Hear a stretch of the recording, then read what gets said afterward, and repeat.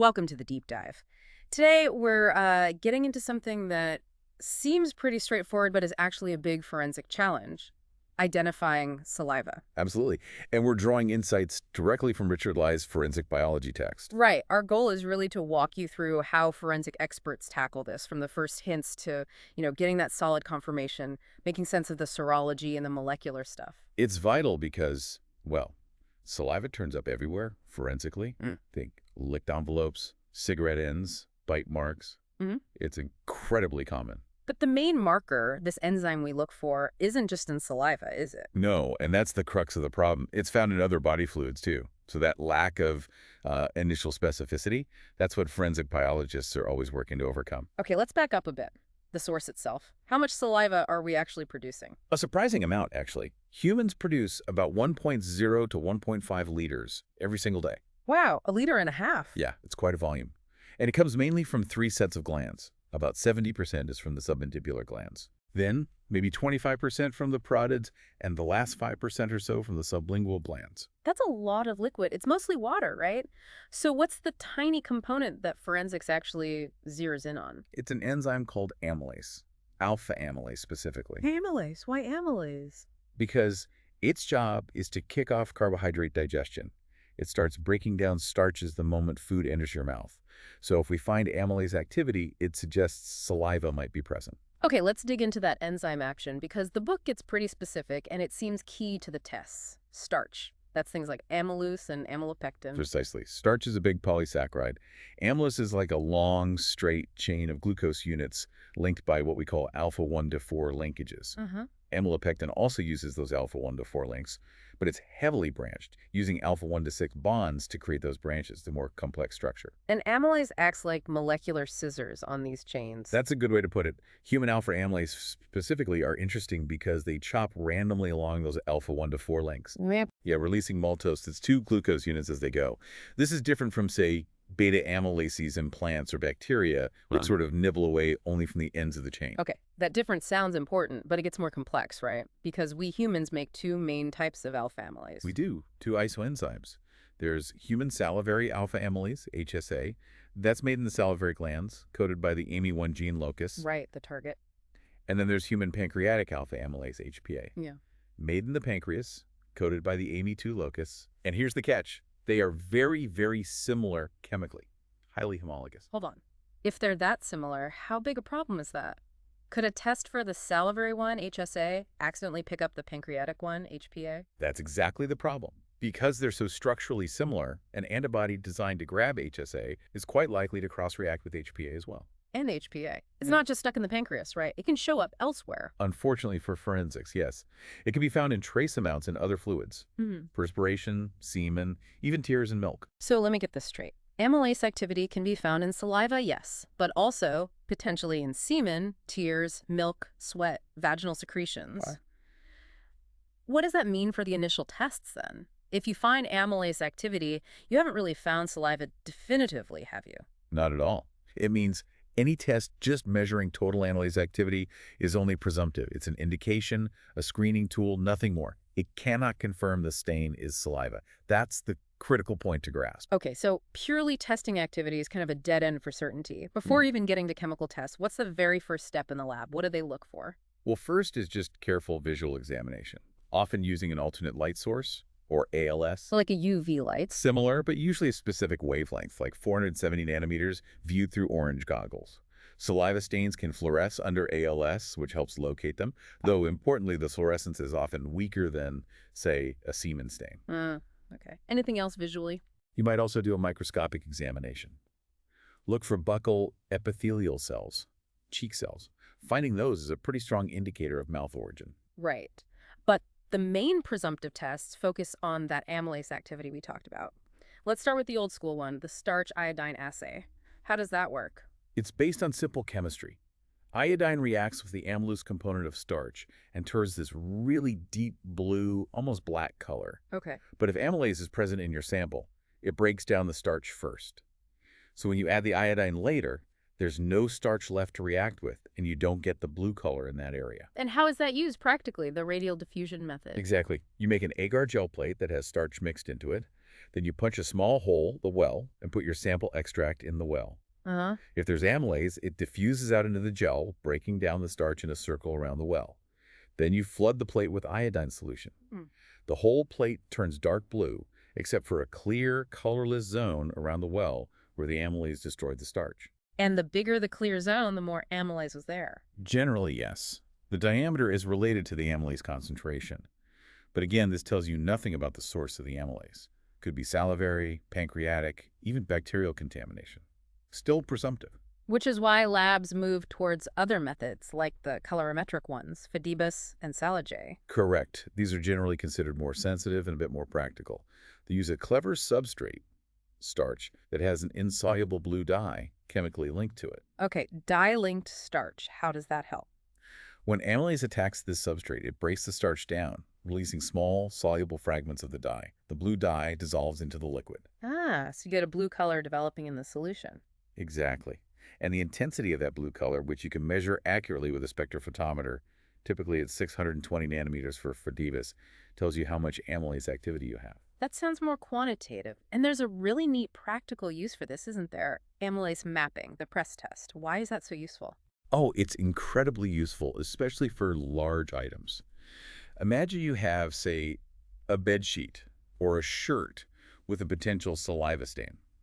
You don't want to cut out huge pieces for testing if you don't have to. Right, preserve the evidence. Exactly. So you take a piece of filter paper, spray it with the Fidibus reagent, dampen the paper slightly, and then just press it firmly onto the area of the suspected stain on the evidence. And the amylase transfers. If it's present and water-soluble, yes, it transfers from the evidence onto the damp paper. You leave it for maybe 10 to 40 minutes.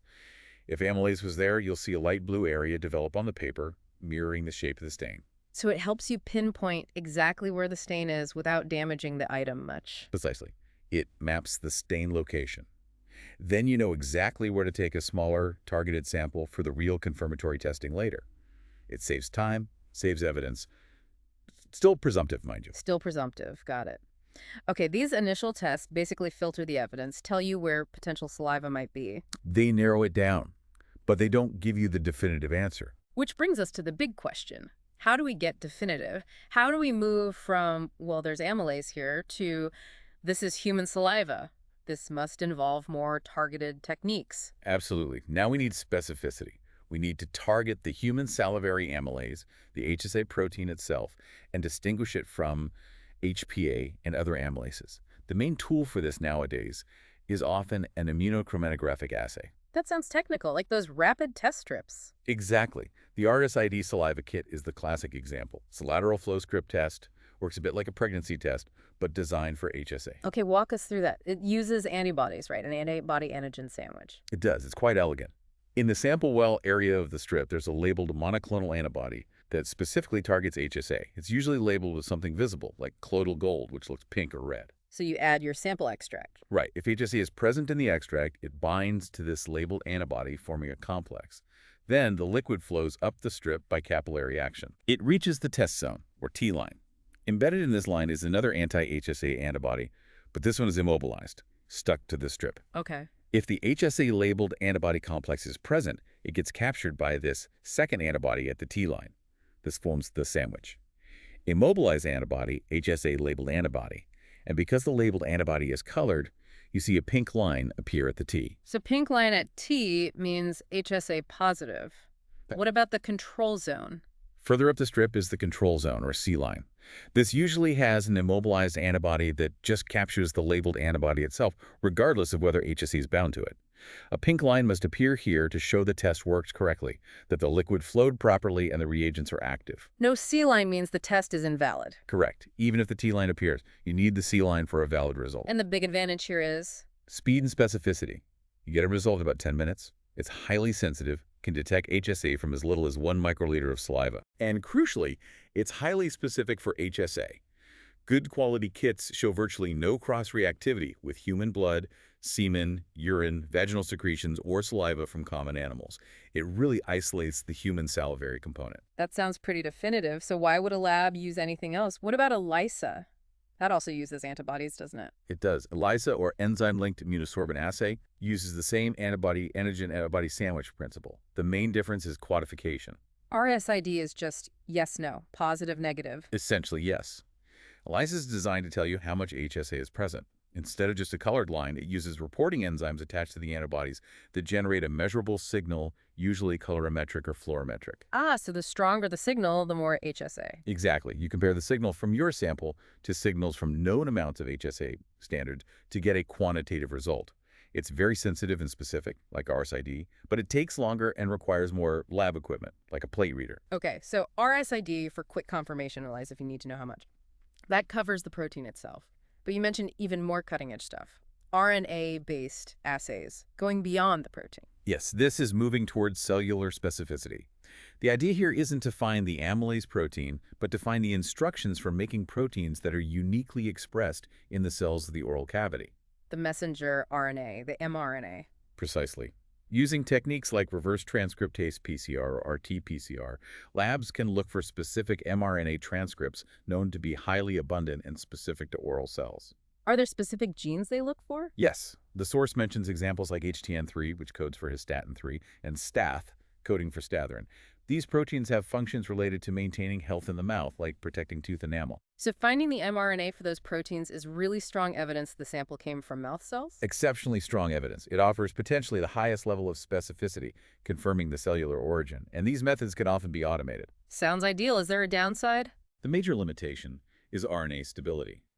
RNA is notoriously fragile.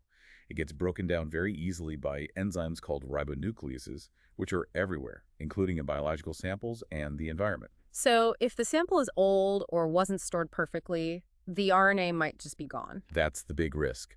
On an old stain or evidence recovered from, say, a damp environment, the RNA markers might be completely degraded, even if the HSA protein is still perfectly detectable by RSID or ELISA. So the super-specific RNA test might fail, but the protein test could still work. Exactly. It's a trade-off. You gain amazing specificity with RNA, but you lose robustness compared to protein tests, especially with challenging forensic samples. It really shows why labs need a whole range of tools. It really does. Okay, this has been a great walkthrough. We started with that core issue. Amylase, the main saliva indicator, is kind of everywhere in the body. Right, which forces that two-step process in forensics. First, the broad screening, the presumptive tests like starch-iodine or Phaedibus mapping, those just locate potential stains and check for general amylase activity. Then the critical second step, the highly specific confirmatory tests. These target the actual HSA protein structure using things like the RSID kits or maybe ELISA for quantification. Or, if the sample allows, going even further to detect those unique oral cavity mRNA markers like HTN3 or STATH for cellular proof. Exactly. It's a cascade from general indication to specific confirmation. What really stands out is that constant push for more certainty, trying to eliminate any doubt, moving from just seeing enzyme activity to identifying the specific protein, and now even the genetic instructions. It's quite the scientific journey. It truly is. The field is always trying to get closer to absolute proof, constantly refining methods to tackle challenges like HPA cross-reactivity or, as we just discussed, the inherent instability of RNA in less than ideal samples. Well, thank you for clarifying all that. It makes the forensic analysis of saliva seem much less simple than one might think. It's a fascinating area where biology and chemistry meet strict standards of proof. And thanks to all of you for joining us on this deep dive. Here's something to think about. As these molecular techniques get even more sensitive, maybe even finding ways to stabilize RNA better, what could that unlock for older, unsolved cases years down the line? The potential is definitely there.